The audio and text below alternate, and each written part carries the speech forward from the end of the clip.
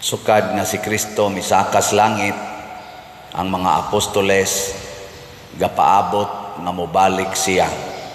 Kay gisulti man ni Hesus nga mobalik siya.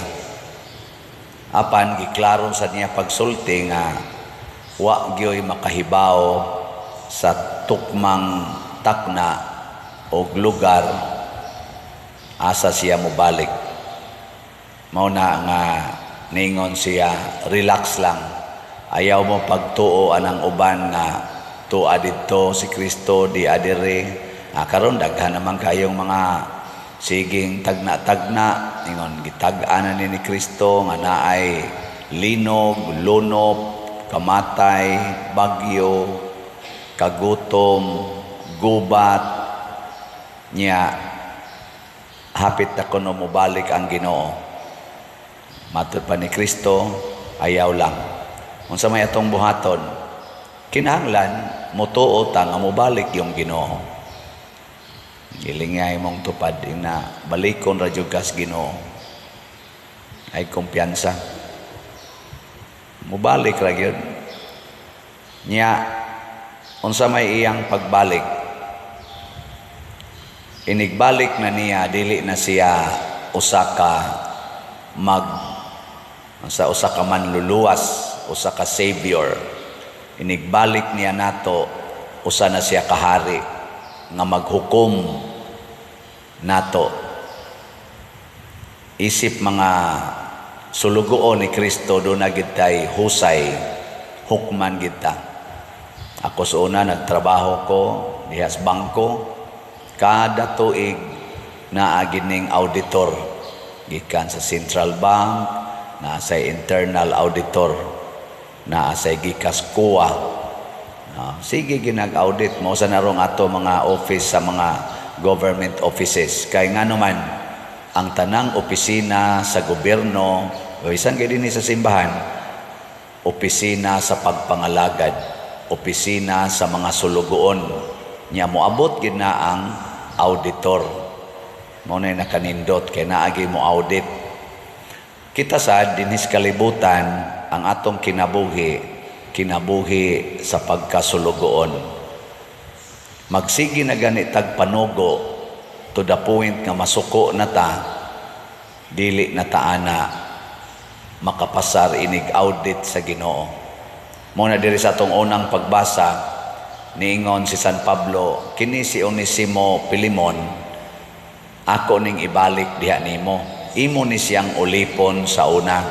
Nya nakasaha tingali ni nimo mo ning gibutang diri duol nako dito sa prisuhan.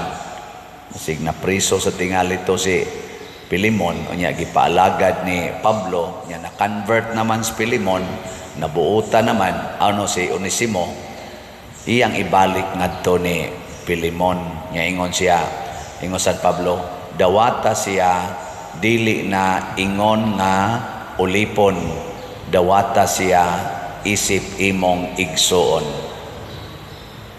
Kamo pananglitan ron imong bana nangabit, nya imong gi salikway sa imong kasing-kasing, nya ingnon den kas Ginoo, ako ning pabaliko nimo, dawata siya isip imong igsuon.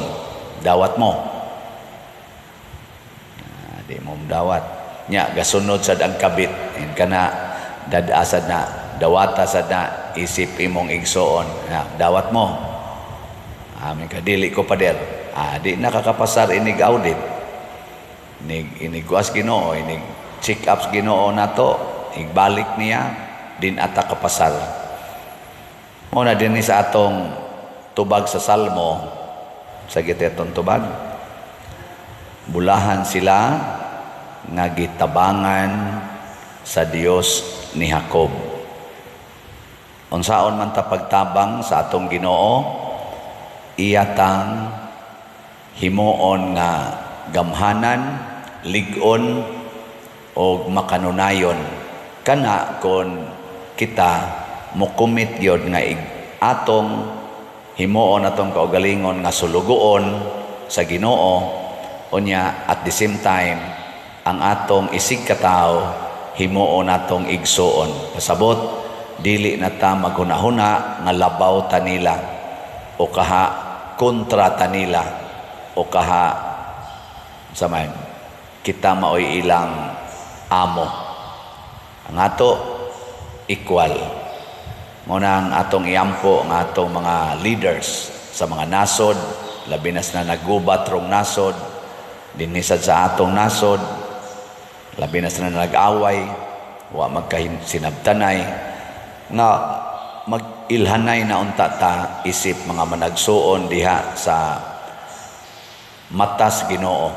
Nya atong hinumduman kanunay nga dunag yoy paningil o kanus-a man ni mahitabo inighunong aning atong ginhawa ni kamatay nato mga igsuon ang atong sunod nga atubangon mao na ang hukom. Lingian na imong tupad na andam na kang muhunong imong ginhawa ana kay sahay rabano ang ato ra jung kitan-aw, ang ato ra yung pagginhawa, gastuhan natog maayo ang atong ginhawa. Bisan ganig hapit na gyud terminal na, hala gyud gasto gyud dagko kayo, butang pag ICU aron lang gyud makaginhawa. Ayaw kay kanang atong ginhawa mohunong gina sa madugay sa madali. Ngano man mao na nay signal nga nibalik na ang Ginoo aron hukman na ta. Pero ang atong kinabuhi dili na ni matapos. Kinsa may hukman kun matapos mo padayon na ni kanis Padersiano og mamatay ni karong taud-taud.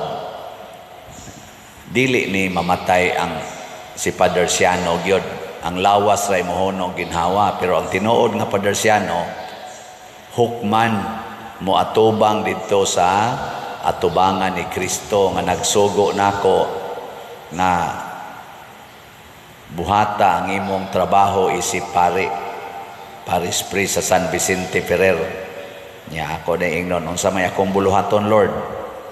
Unsa may akong buluhaton? Baligyan slat. Kamo kay bawo na kay mo. Baligyag slat. No na siya.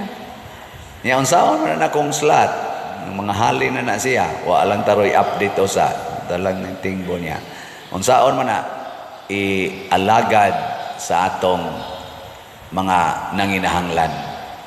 Karon ang atong SBF DAG kanang paras kumbinto nanginahanglan intawd ang atong mga contractors nga mabayran. Ana, kung mo palit mo ani ang inyong 500 pesos nga paliton, unsa may mahitabo ana makapatuma na sa sugo nato nga mag-alagaray. Di ba? Mao man sugo ni Kristo. Maghinatagay ang buutan kunong sulugoon kamaong mubahin-bahin sa pagkaon dili magpatuyang sa iyang kaugalingon. Mo na kamo pamahin mo dire, palit mo usalang kaslat sa dipa mo mga matay. Unya kaning sitiyo ato sa ning itukod og mga balay, sugod naman ta karong simanaha. Usara ka gatos 100 pesos. Ang imong 100 pesos dako na kay nagpunto sa matas Ginoo kay nakighiusa ka sa atong pagtabang sa mga nanginahanglag balay. Di ba nindot kayo? Kaysa magsige lang gitag panindot sa atong balay, dako na kay tagbalay, imo na sang papintalan, imo na sang ipatiles, imo na sang extinan.